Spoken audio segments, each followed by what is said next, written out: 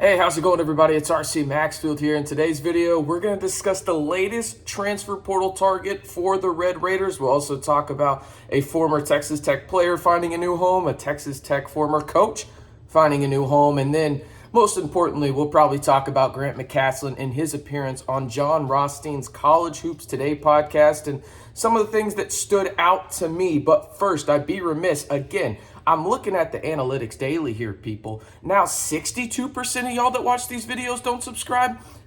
It's a little hurtful, if I'm being honest. Let's continue to grow this community and make it the most enjoyable Texas Tech fan community here on YouTube. All you got to do is hit that subscribe button, comment below, and hey, let's have some fun. I try and answer as many comments as possible and let y'all know what's going on, as much as I know, within Texas Tech men's basketball and football all year long on your one-stop shop for everything Texas Tech men's basketball and football right here on the Back to 12 podcast channel. But let's jump into this because we've got a couple things to discuss. We'll jump out and get some of the, housekeeping items out of the way. Luke Adams is officially now a coach at Tarleton State. Do with that information as you will. It pertained to Texas Tech. Obviously, he was an assistant coach last year. He is now on staff at Tarleton State out in Stephenville. Now, this is a cool story. Obviously, a lot of people from the 806 know the Duncan family as Ethan Duncan's dad is the head coach out there at LCU, and Ethan Duncan will now be playing for his dad at LCU, the former Texas Tech walk-on. So wanted to send out a congratulations to him. That's awesome, and really just a cool story in general. Ethan and just the Duncan family have been super kind to me the couple times that I've met them, so wanted to give them a shout out on that front. But hey, let's jump into it right now as the latest Texas Tech men's basketball target. And this one, it's a little interesting if I'm being honest with you, okay? His name is RayQuawndis Mitchell. He is a 6'5", 200-pound senior, played at the University of Illinois Chicago before transferring to the University of Missouri at Kansas City. He is a scoring machine, but damn it, he is not efficient. Just putting it plain and simple. He averaged 17.4 points, 6 rebounds, 1.3 assists last year, and shot 30.5% from the field while shooting, 30.5% from three and 34% from the field. He is not efficient, but when I watch his tape, he reminds me of a guy that Texas Tech has had recently that was asked to do a lot and take a lot of bad shots because of the talent around him, and it's De'Vion Warren, actually. When I watch his game, I don't think he's as fluid of an athlete as De'Vion Warren, but I see that scoring kind of upside when it comes down to it. Remember, when De'Vion Warren came from Hampton to the 806, everybody was like, oh, he's an elite scorer and everything like that, which was true at Hampton, right? But he was asked to do a ton at Hampton in terms of create his own shot, create for others, take really bad shots in late shot clock situations. This is kind of what Mitchell had to do at UMKC as well. When I watch it, strong player that uses his size to his advantage. Again, 6'5", 200 pounds. Shot selection is it's a bit iffy. Again, he shot less than 40% from the field and 30.5% from field. I do think he's a much better catch and shoot guy than he is off the bounce. Again, at UMKC, he was asked to do damn near everything for them in terms of creating opportunities to score for that team, and he took a lot of bad shots. Now, the funny thing is he has one of the most efficient games in college basketball history. He scored 35 points on 9 shots. It's crazy. I mean, he did do that, right? But when it comes down to it, consistently, he's not an efficient scorer. He's more of a volume type scorer in terms of he needs to create his own shots and everything like that. But if he did come to the 806, I would like him off the ball and to be a guy that is serviceable as a primary ball handler in certain situations. But I think he's much better and can improve those percentages off the catch and shoot opportunities that he could have with the Red Raiders. As I mentioned, I think he could be better as a catch and shoot guy, and the numbers kind of back that up. He just hasn't had too many opportunities. He ranks 74th percentile in catch and shoot. He's 6'5", 200. I think he can guard 1 through 4 in the Big 12.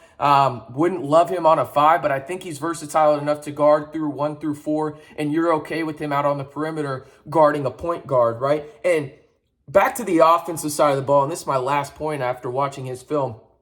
He's an underrated passer, right? That 1.3 assists per game don't really do him justice. He had to shoot a ton at UMKC just to keep them in the games. Now, again, not great percentages. I think they can improve when he is not the lead guy, right? Do I think he's going to go and shoot 50% from the field and 40% from three? No, but I do think he can get that field goal percentage from the field up to like 41, 42% and shoot closer to 35% from three if it's more of catch and shoot opportunities. So I want to ask you this. Would you like to see RayQuawndis Mitchell in the scarlet and black next season? Just a simple Y for yes or N for no down in the comments.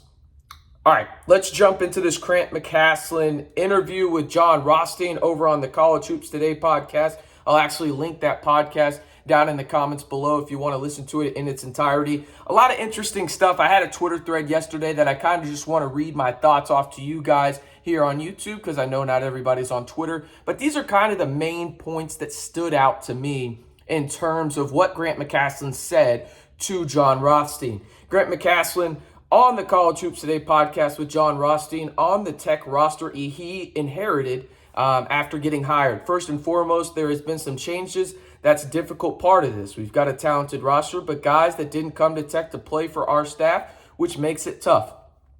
I mean, that's college basketball in general, in a nutshell. I mean, again, you don't commit to a school if you're a recruit. Most of the time, I'd probably say 95, if not a little bit higher, percent of the time, you commit to coaches. So that makes sense a little bit. But I will say this, it's up to him and his staff to build relationships and meaningful relationships with the guys he wants to keep. And he's done that to some degree in terms of Pop and RJ as well. He also mentioned that the roster has been in flux and is young, but he has a lot of confidence in the guys that plan to stay. Also said some big pieces decided to hit the portal, but loves the guys they have and the experience that they got in the Big 12 last year. Obviously, Pop Isaacs, RJ as well. When asked about the biggest need before practice starts, McCasland said, much like anyone's size and physicality in the Big 12. In the Big 12, you better have a very physical component to it. He did mention he liked the skill and loved the heart and the competitiveness on the roster. We talked about this ad nauseum on this channel, and go back and listen to what my thoughts are in terms of what this roster needs. I think they need physicality, and sure, they need some size in terms of bigs, but I think more importantly, they just need some physical wings, right? Like, you do not have an impactful wing on this team, and in the Big 12, if you do not have wings to compete with the likes of Kansas, now West Virginia, as they are the portal darlings this offseason, Iowa State, Texas, Baylor, Kansas State, the list goes on and on, you're not getting anywhere, right? And I think that this quote right there, that's what stands out to me in terms of what they need to go get in the portal with the experience aspect and the physicality aspect. Now, McCasland also mentioned this. He thinks Texas Tech will be aggressive in terms of the non-con schedule, and also says that it is vitally important to him that they get a neutral non-con game in DFW. Mentioned the alumni base. Dallas has the most contingency of Red Raider alumni, and makes sense to have one there. McCasland went on to say this, two more quotes that really stood out to me with Jon Rothstein. McCasland on the blueprint to build Texas Tech in 2023. This is one of the quotes that really stood out to me. You've got to start with the D1 players in the portal. I think we have a good young nucleus that got experience in the Big 12. In order to win in the Big 12, you've got to look at guys to add experience and physicality. You look at the guys that we have talked about on this channel that Texas Tech has reached out to.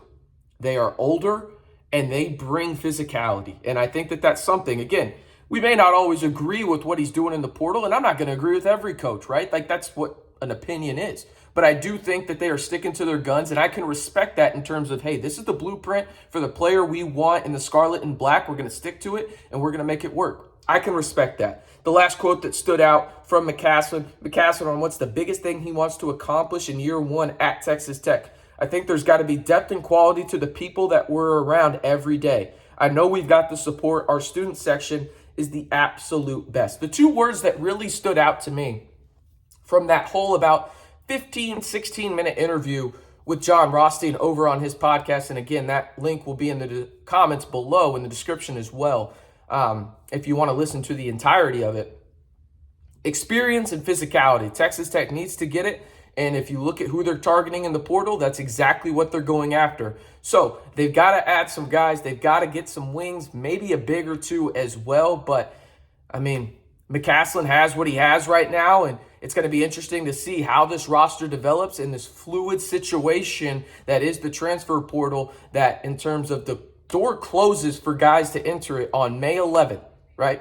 They can still go to a school and, play immediately if they're in the portal before May 11th, right? They don't have to commit by May 11th. They have to be in the portal by May 11th. And it's going to be interesting to see the names that Texas Tech really targets. And one of them, the newest one right now for the Red Raiders, is RayQuawndis Mitchell from UMKC. And I'll leave his highlights down in the comments below. One more time, if you haven't already, join the fastest growing Texas Tech community here on YouTube. I'm giving you daily videos surrounding Texas Tech men's basketball as well as football all year long right here on your one-stop shop for everything Texas Tech. Of course, I'm talking about the Back to 12 podcast channel.